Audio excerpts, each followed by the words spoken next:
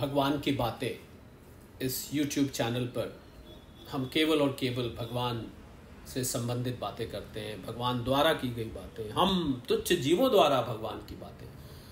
चल रही श्रृंखला में पूजनीय गुरु ग्रंथ साहब से नवे महल्ले में जो महाराज श्री परम पूजनीय नवे पातशाही गुरु तेग बहादुर जी ने श्लोक रचित किए, उनका अर्थ यहाँ किया जा रहा है। उनको लेकर, उनके श्लोकों को बोलकर और उनका अर्थ जो हमें उम्मीद है आपको लाभ पहुंचाएगा। इस दूसरे कैप्सूल में 11वें श्लोक से आरंभ करते हैं।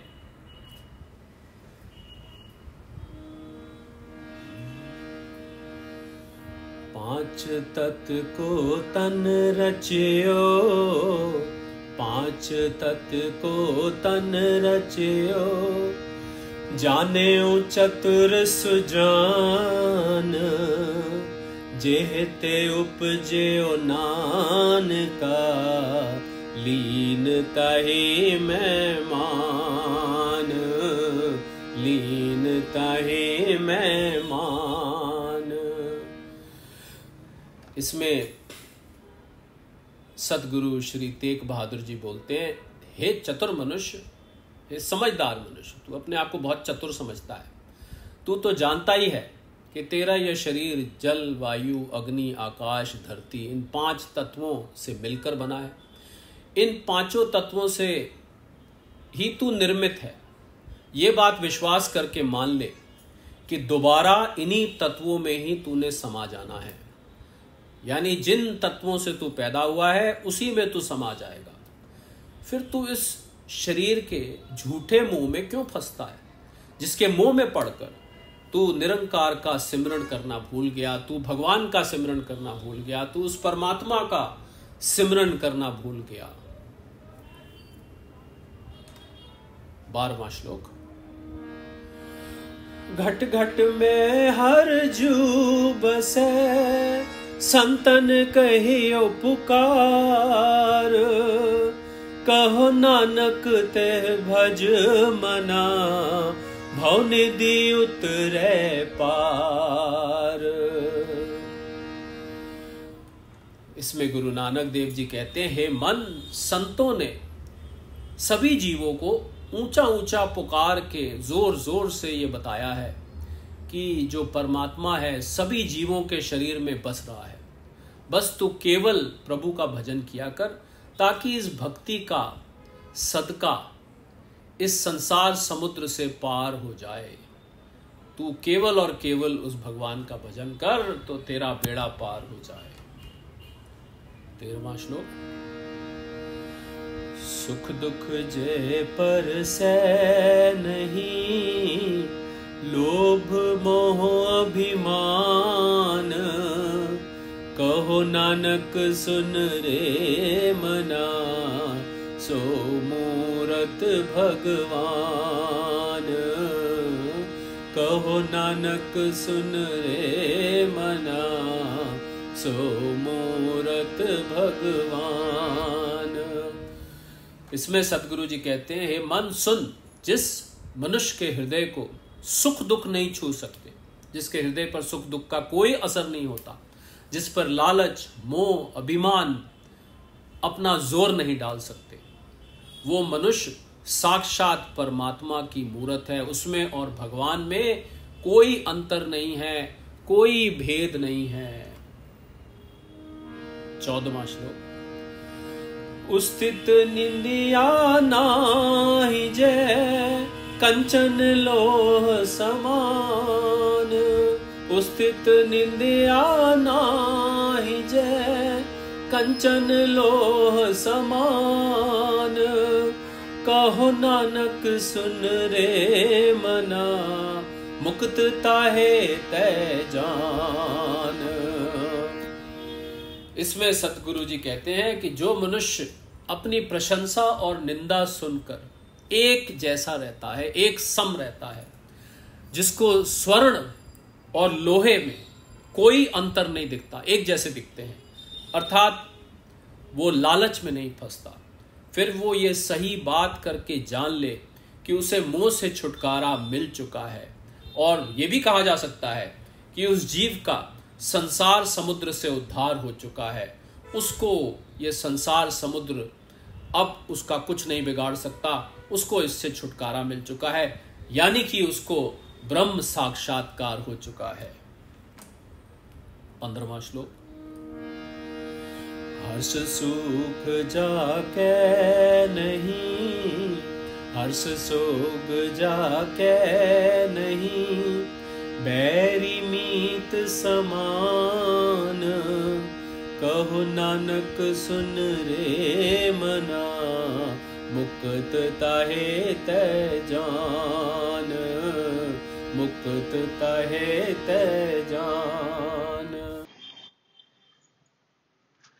इसमें श्री सतगुरु जी कहते हैं, जिस मनुष्य को सुख और गम, खुशी और गमी एक जैसे लगते हैं, दोनों हालातों में वो जीव एक सम रहता है, अडिग रहता है, जिसको दुश्मन में और मित्र में कोई अंतर नहीं नजर आता, उसको एक जैसे दिखते हैं, फिर तो ये बात पक्की समझ ले कि उसका माया मोह के बंधनों से छुटकारा हो चुका है, उसको अब माया नहीं व्यापती। ऐसे महापुरुष के लिए ये कहा जा रहा है।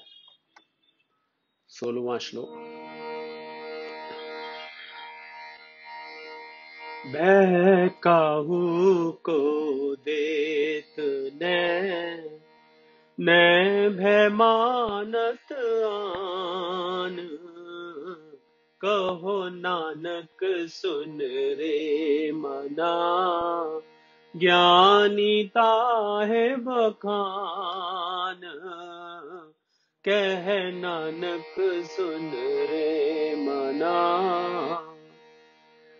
इसमें सदगुरु जी कहते हैं, हे मन तू सुन, जो जीव किसी को डराता नहीं है, ना ही किसी को किसी के डराने से डरता है, अर्थात ना भयभीत करता है और ना भयभीत होता है, ना खुद डराता है ना खुद डरता है, ऐसे जीव को ऊंची समझ बूझ वाला समझो, ऐसे जीव को बहुत उच्च कोटि का समझो।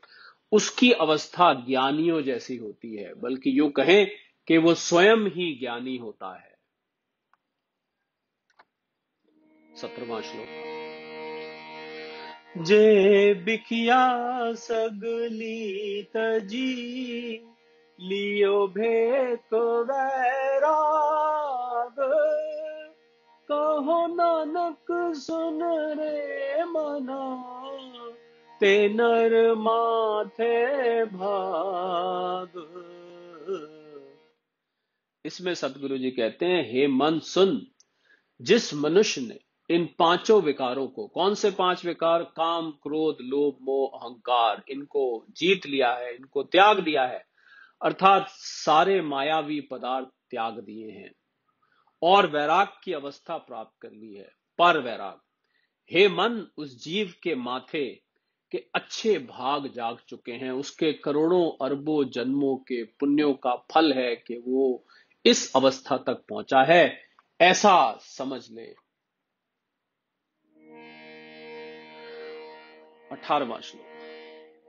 जे माया ममता तजे, सब ते भयो दास, जे माया ममता तजी, सब ते भयो दास, कहो नानक सुन रे मना, ते घट ब्रह्म निवास, कहो नानक सुन रे मना।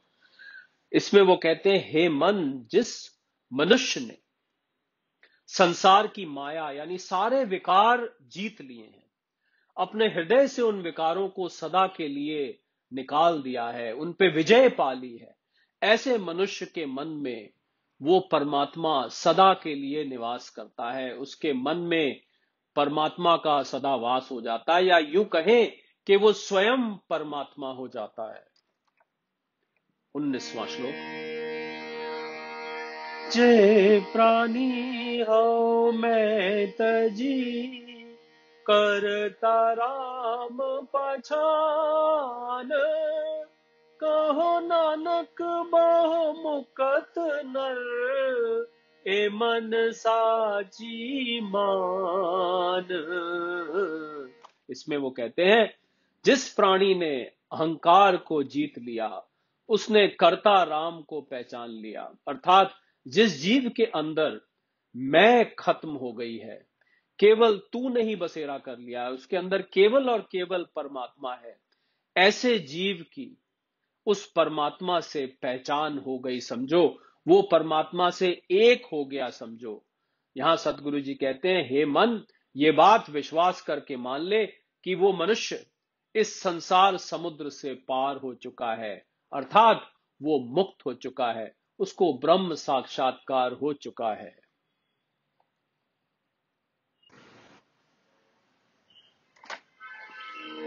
20वां श्लोक। भय नासन दुर्मत हरन, कल में हर को नाम। भय नासन दुर्मत हरन, कल में हर को नाम। निस दिन जो नानक भजै, सफल होए तै काम। इसमें सतगुरु जी कहते हैं, हे जीव, इस दुखी संसार में केवल प्रभु ही सारे डर दूर करने वाला है, केवल परमात्मा भय से मुक्ति दिला सकता है, खोटी बुद्धि नाश करने वाला है। जो मनुष्य दिन रात उस प्रभु का स्मरण करता है, जिसके मन में, अंतःकरण में वो प्रभु बस चुके हैं, उसके जीवन के सारे काम सफल हो जाते हैं।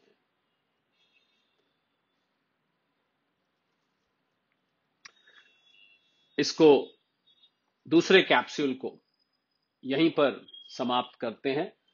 10-10 श्लोकों का एक कैप्सूल बनेगा, और अगर आप इसको ध्यान से इसके अर्थ सुने और इसको आंख बंद करके सुने और इसके अर्थों को समझें, तो आपको भक्ति, वैराग, ज्ञान, वेदांत, उपनिषद, उन सब से उठी हुई वाणी, उन सब के आधार पर वाणी जो बनी है, जो महाराज श्री परम पूजनीय गुरु तेग बहादुर जी ने जेल में रहकर रचित की है, आपको उसका एसेंस, उसका एहसास मिलेगा।